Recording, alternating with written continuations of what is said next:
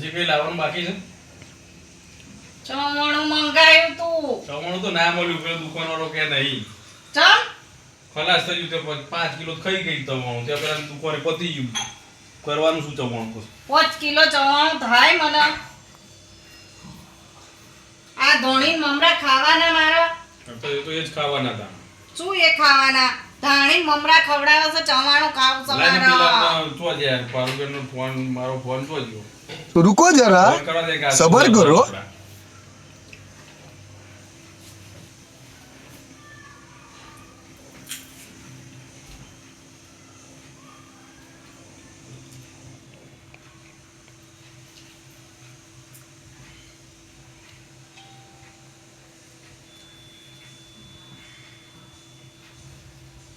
Hello.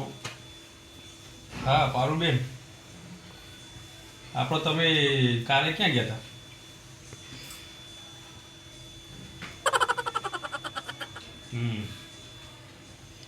હા, કોણ કોણ કીધું? બરાબર. ગીતાબેન, હા, સોનલબેન, ને તમે, હા, બીજું કોણ હતું? હા, તે કઈ થયું તું આ ના નથી એમ ને?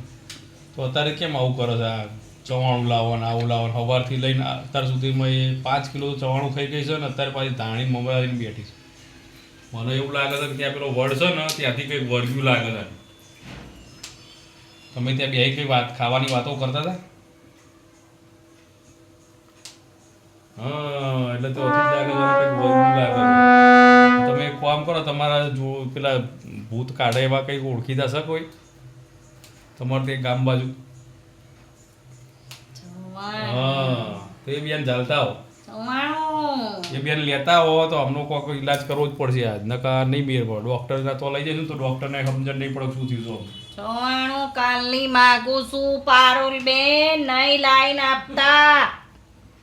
બરાબર ને? હા, જો આવું કરે છે, સાંભળ્યું ને તમે? આવું બોલ બોલ કરે છે. ચવાણું હા, તો તમે આવો, કેટલા વાગે આવો? ઓકે, સારું, આવો તમે, હેડો.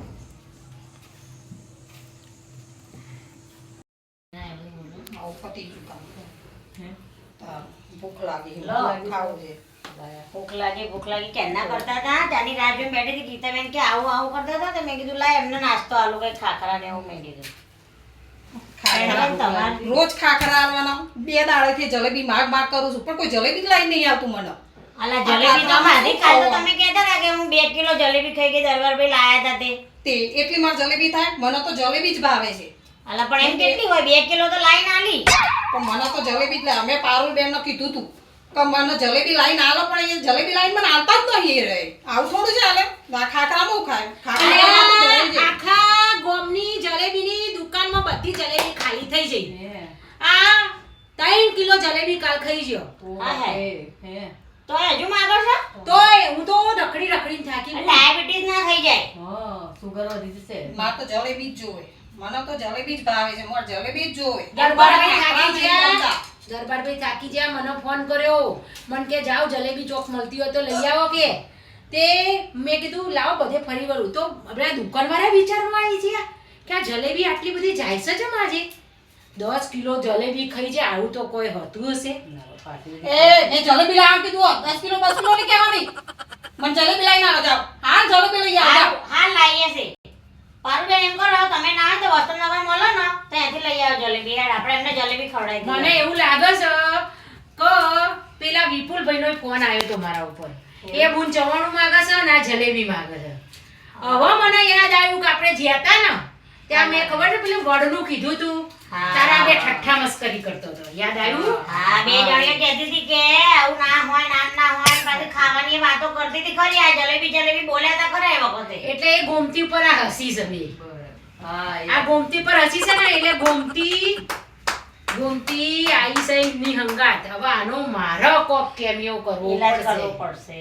આ નહીં ચાલે ને તો આખા ઘરને હેરાન કરશે ને આખી સોસાયટીને હેરાન કરશે. બુન હા તો સાંભળો હવે આપણે કંઈક વિચારીએ તમે આ ખાખરો ખાઓ જલેબી મંગાવીએ છે હો તમારા માટે અમારે જલેબી હાલ જ હા જોવે હા, કે હાલ જ ને. આ પારુલબેન જાય છે લેવા હું હવે લઈને આવું છું હા લઈને આવું છું હા લઈ रुको આવો. जरा પછી તમારો ઈલાજ सबर કરો.